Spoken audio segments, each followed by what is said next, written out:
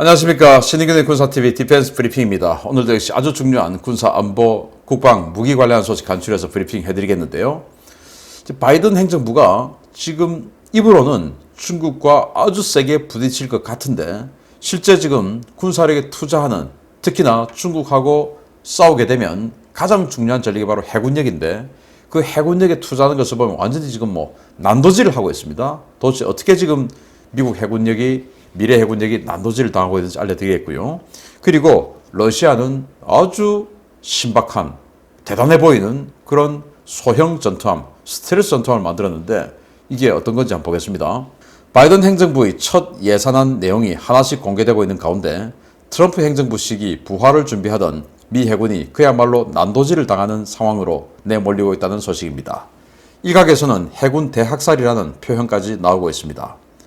바이든 행정부의 첫 국방 예산안 내용이 하나씩 윤곽을 드러내고 있는 가운데 미 해군이 전력 현대화를 위해 준비하고 있는 핵심 개발 사업들이 전면 취소 또는 무기한 연기 압박을 받고 있다고 USNI 뉴스가 현지 시각 6월 8일 보도했습니다. USNI 뉴스는 토마스 하커 미 해군 장관 대행의 메모를 인용해서 현재 미 행정부가 해군에게 차세대 전투기 NGAD, 차세대 구축함 DDG-X, 차세대 공격원잠 SSN-X 세 가지 가운데 한 가지만 선택하고 나머지는 예산을 줄 수 없다라는 압박에 나섰다고 보고했습니다. 현재 미 해군이 총력을 기울여 추진 중인 이들 3대 핵심 사업은 기존의 노후 슈퍼호넷 전투기 계열, 타이콘데로가급 순양함과 알레이버크급 초기형 전투함, 노후화가 심각한 LA급 공격 원잠을 대체하기 위해 진행 중인 사업들이었는데요. 바이든 행정부는 이들 사업 가운데 하나만 남기고 나머지는 운영, 예산, 기술적 리스크를 평가를 다시 받는 전면 재검토 수순을 밟을 것을 요구하고 있습니다. 바이든 행정부는 해군이 미래 억지력의 핵심 전력으로 추진하던 해상발사 핵 순항미사일 개발 사업 예산도 전량 삭감하라고 요구했는데요. 미래 플랫폼들은 물론 억제 전력까지 핵심 사업 대부분을 난도질 당한 해군은 그야말로 엄청난 충격에 휩싸여 있는 분위기입니다. 전문가들은 바이든 행정부의 이번 조치가 트럼프 행정부 시기 부활의 기틀을 닦았던 해군력 재정비 구상을 완전히 박살내는 해군 대학살에 가까운 조치이며 이 조치가 향후 인도태평양 지역에서 중국에 대한 군사적 우위를 점하는 것을 방해할 것이라고 우려하고 있는데요. 과연 미 해군이 오바마 행정부 8년간 겪었던 고난의 행군 상황에 다시 직면하게 될지 우려가 커지고 있습니다. 오바마 행정부 시절에 미 해군뿐만 아니고 사실은 미군 전체의 전력이 굉장히 깎였죠. 왜냐하면 핵 없는 세상을 외쳤던 오바마 대통령이기 때문에 그 핵 관련한 전력들을 업그레이드하는 예산을 그냥 다 깎아버렸어요. 또 이제 전쟁을 초기에는 했었기 때문에 아프간 전쟁, 이라크 전쟁, 또 예산을 전쟁에 또 집중할 수밖에 없었죠. 또 전쟁을 했기 때문에 이 무기들을 특히 항공모함, 군함 이런 것들 가혹하게 굴렸습니다. 계속 굴렸죠. 원래는 정비 들어갈 시기인데도 그냥 굴렸습니다. 그러다 보니까 그 오바마의 8년을 물려받은 트럼프는 완전히 그냥 너덜너덜해진 군사력을 물려받았죠. 그래서 트럼프 시기에 대규모로 이 항공모함들이 창정비에 들어갔었습니다. 그래서 지금 미 해군이 아직도 그 정비를 하고 있기 때문에 일례로 우리 조지 워싱턴 같은 7함대 소속의 항모도 지금 원자로 교체 작업에 들어가서 아직도 작업 중이지 않습니까? 수년간. 그런 식으로 지금 계속 수리를 받습니다. B-1B 폭격기 같은 경우도 이 트럼프가 이제 거의 대부분 이제 살렸죠. 부품 예산을 대폭 줘가지고 완전히 가동률이 10% 이하로 떨어져 있었습니다. 그리고 ICBM 같은 거 예산 다 잘려 있어가지고 트럼프가 이제 그 예산을 다 살려서 차세대 ICBM 만들고 이렇게 해왔는데, 그리고 해군도 340척 건함 계획 해서 해군 군함을 무인 전투함 빼고 유인 전투함은 340척으로 간다 해가지고 이제 계획을 세웠는데 이게 이제 정권이 바뀌니까 바이든 정부가 다 잘라. 그래서 해군이 중점적으로 추진하는 게 해군 함재기인 NGAD, 공군은 PCA 6세대 전투기를 가는데 해군은 6세대 전투기로 NGAD를 갑니다. 그 NGAD 또 이 차세대 구축함이죠. 알레이버크급 구축함, 그리고 타이콘데로가급 이지스 순양함, 이 두 개를 통합해서 CGX 잘라. 아니 요즘 21세기에 순양함, 구축함 경계가 어디 있어? 그냥 CGX 자르고 그냥 구축함으로 다 통일해.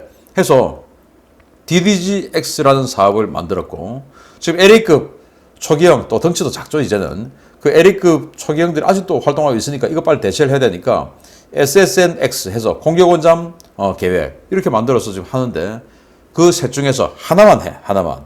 이제 이렇게 된 겁니다. 예산 없으니까 하나만 해. 자 그러면은 미 해군 입장에서는 이야 이 NGAD 그 자르고 공군의 PCA 받아 써야 되나? 근데 공군 PCA는 지금 함재기 버전을 염두에 두지 않고 개발 중인데 그럼 거기에 개발비 더 줘서 랜딩 기어 강화하고 그리고 이제 또 뭐 여러 가지 해상에서 쓸 수 있는 그런 염분 방염 처리 이런 거 다 강화한 업그레이드 버전 또 만들면 또 돈 들 텐데 그렇다고 안 할 수도 없고 6세대 시대에 5세대인 F-35로 다 이렇게 버틸 수도 없고 어떡하냐라는 고민이 생기겠죠. 또 알레이버크급 이지스 순양함 또 타이콘 데려와급 이지스 순양함 알레이버크 구축함 이런 것들 초기형들 지금 다 대체를 해야 되는데 이게 지금 다른 나라들 군함들 나오는 거 보면 완전히 그 알레이버크나 타이콘 데려와 너무 구형으로 보이죠 이제는.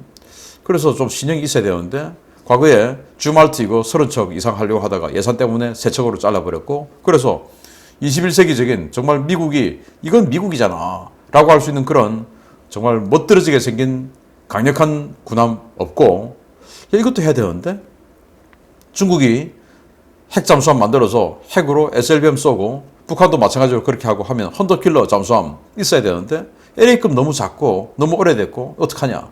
그런데 그 중에서 하나만 해라 라는 겁니다. 과연 무엇을 선택할까요?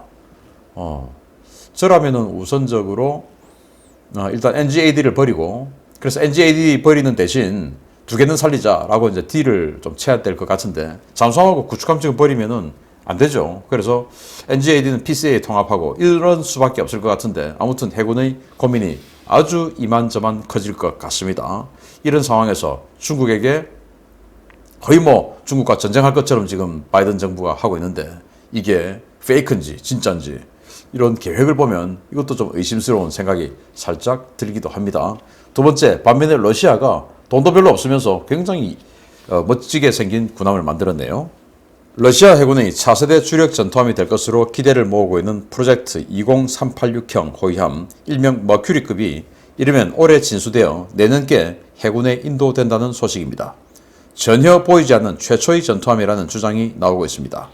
현존하는 그 어떤 탐지 체계로도 식별하기 어려운 최고의 스텔스 전투함이라는 수식어가 붙은 러시아 해군의 차세대 호위함 머큐리급이 이르면 올해 진수된다고 스푸트니크 통신이 현지 시각 8일 보도했습니다.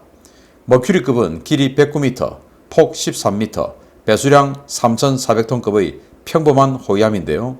러시아는 이 신형 호위함에 세계 어디에도 적용된 적이 없는 고수준의 스텔스 설계를 적용해 보이지 않는 전투함 시대를 열겠다고 호언장담해온 바 있습니다. 머큐리급은 선체 전체에 레이더 반사 면적을 줄이기 위한 스텔스 설계가 적용되어 있는데요. 여기에 더해 전투함으로서는 최초로 전파 흡수 코팅을 적용해 레이더 반사율을 극단적인 수준까지 낮췄다는 것이 러시아 측의 주장입니다. 머큐리급은 적외선 방출에 대한 억제 설계도 도입해서 배기가스를 냉각시켜 방출해 적외선 탐지 억제책도 적극적으로 도입했는데요. 이러한 설계 덕분에 적들의 레이더에 머큐리급은 아무리 운이 좋아도 소형 고무보트나 해상부유 쓰레기 정도로 나타날 것이라고 러시아는 자신하고 있습니다.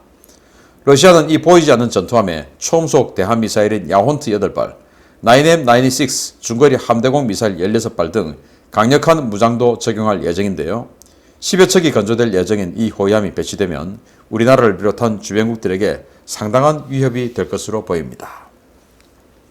자, 일단 뭐 딱 봐도 그냥 스텔시하게 생겼는데 대단히 스텔스스럽지는 않지요. 그런데도 러시아는 이건 뭐 절대 보이지 않아 라고 이야기하는데 일단 여기 이제 수직발사관이 있습니다. 이 수직발사관 앞에다가 이런 파도막이를 해놨는데 그래서 좀 뭐 비전문가적인 입장에서 봤을 때 이 파도막이가 레이더 반사 면적을 적극적으로 줄여두는 그런 형상은 아닌 것 같은데 러시아 측은 이게 이 수직발사관에서 방사되는 레이더파를 이게 막아준다 그래서 어차피 이제 정면에서 오든지 뭐 측면에서 오든지 하는 그 레이더파를 이게 막아준다. 저는 그냥 파도막이 같은데 그렇게 이야기를 하고 있어요.